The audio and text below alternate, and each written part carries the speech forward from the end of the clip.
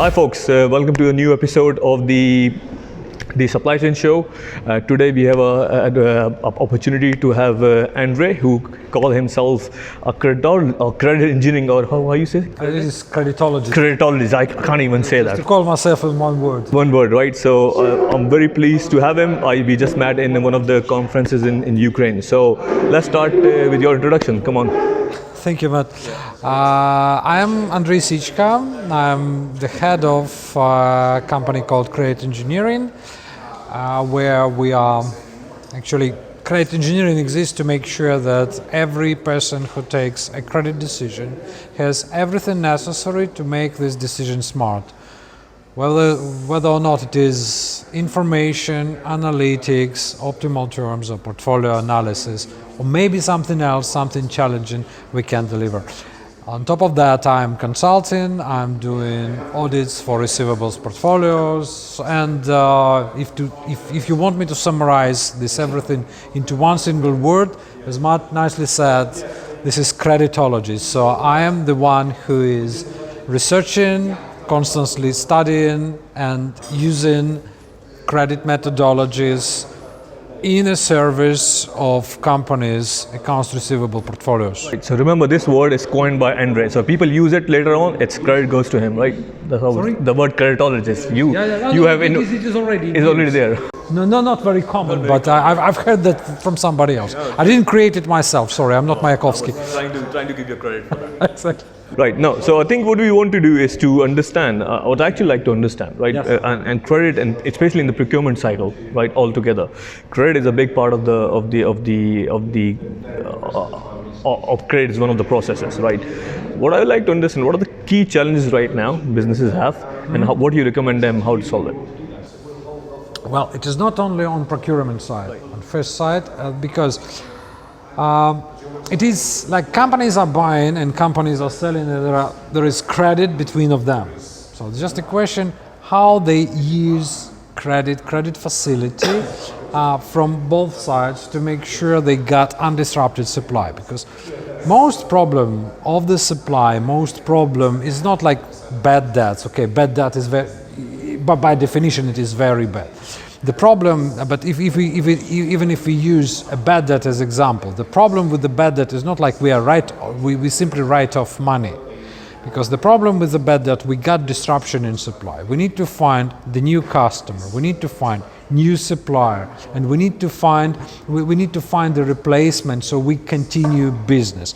And over this time, there are money spent as a bad debt, but there are also money spent on attraction of the new customer, money spent on finding new supplier, and there are also money which we lose while we don't sell or we don't have supply, and so on and so on. So again, turning back to your question, the biggest challenge is to establish this long-standing, undisrupted supply, and build a culture, in very general terms, build a culture of this mutual trust, mutual exchange of credit on both sides. How? Because when we sell and when we purchase, we use credit reflected in the mirror. And then how we exchange credit, how do we trust each other? And the main thing, to my understanding, because obviously, well, everybody can say this is the credit culture, very good, but what does that mean in practical terms?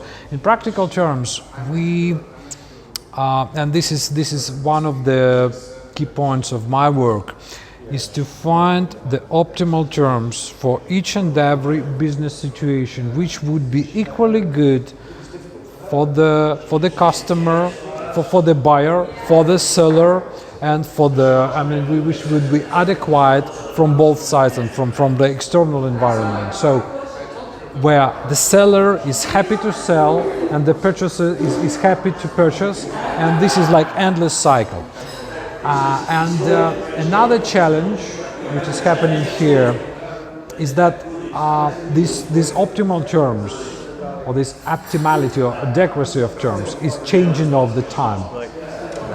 Meaning that terms which were adequate yesterday might not be good like in 2 months or in 3 months or in 6 months time, because like a very simple issue of the credit limit. Today we got credit limit which allows us to, let's say we are on purchasing side, on supply management side, we got a credit limit from our supplier which is adequate to our purchases as of today.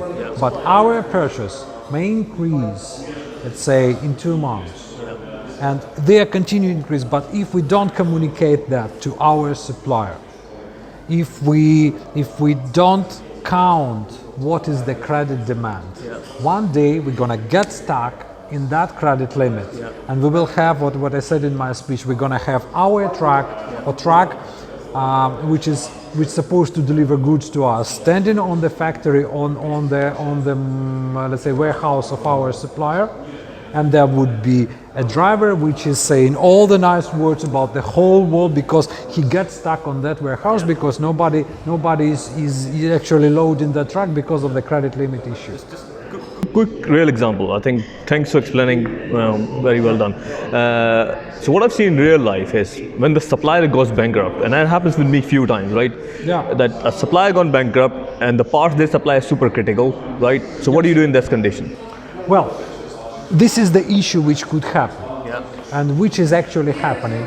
And obviously it doesn't matter whether or not we send an advance payment, which is direct credit risk, but it is not necessarily. Our supplier is simply delivering goods to us, we're ordering them, and we count on this. We already put our trust on this in this supplier. And then if this supplier is going bankrupt, well, you cannot unbankrupt him. Yes. Yes, if it goes bust, it goes bust. So when thing is that, it is that. You know, you cannot make it leave unless you got, unless you're able to create the world in 6 days. But you can foresee that. Definitely, you cannot. So you have to support until you find the alternatives. The thing is, this is the thing which I try to promote and declare every time. We don't manage. We actually manage neither of our supplier or customer. They got their own management, their own owners, but we can monitor them. Yes. And especially if it is critical supplier, that's what I do.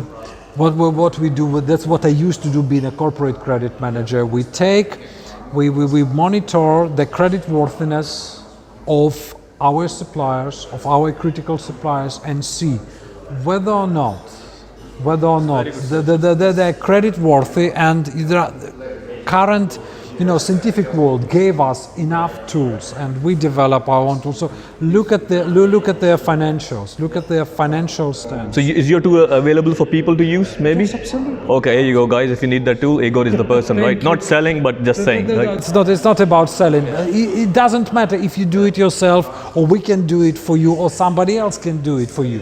It doesn't matter, but make sure you monitor financial stance of your critical of your customers and of your critical suppliers at least once a year, and this would make sure you're on safe side, so you know their stance. And just to prevent, because very often people say, okay, credit risk analysis is about choosing clients or choosing suppliers. It's not like this. This analysis is not, because this is relationship management. You cannot say I cannot be friend of this guy because he has bad credit risk. No, it's not about that. It's just like, okay, you see that financial capacity, coming back to your procurement side or to supply chain, if you see the deterioration, it's good time to come. It's good time to sit. It's good time to discuss and find a solution. Just on that last point, what I would like to discuss with the folks and the followers of SCMDOJO is a real story, right, which could be a good lessons for them from the credit perspective. I know you have many, but just a brief one, right? I just need to choose one. But we need to have it on procurement side. No, once again, as I said, we do credit analysis, and I like to do credit analysis. It's a very interesting thing, but sometimes it is coming in a very sometimes it's coming like in unexpected way. for instance, my colleague comes to me and say, Andriy, we are selling, we are actually getting a marketing contract with the state-owned organization in one of the countries. Say, can you have a look at that? We simply had a look because they say, okay, we do this, we do that for you, but we would like to have an advance payment. We say, okay, no, don't worry. So again, the advance payment is something serious. We just need to have a look. How to say? How like British legislation says, take reasonable care. So yeah, we took our reasonable care. We simply took the business report. We had a look at the financials. When they say, okay, how do they get finance? They say, because the financial statement doesn't look good. They said, well, financial doesn't matter because we got finance from the state. When you're gonna get it, you say, well, we aren't sure yet. So maybe as you're unsure yet, you should. And since this is marketing contract where you don't have any spending, because we just pay you for placing our visuals, our marketing materials. It doesn't mean any cost for you. They said, well, do you have any costs? No, we don't. No, we don't have any cost involved. So maybe there is no need in the advance payment. They said, yeah, well, actually, yes, we may do it without advance payment. So everybody's happy. This is win-win, and actually we continue to work with the supplier without taking unnecessary credit risk. Okay, Andriy, pleasure meeting you. Thank you Look very forward much to for discussing. inviting Thank you very much. Thank you. Cheers. Bye-bye. Yeah. Bye. I aim to do knowledge videos and interviews with procurement and supply chain professionals and leaders. Consider subscribing to this channel. And I have written practical guides on supply chain. See the link below.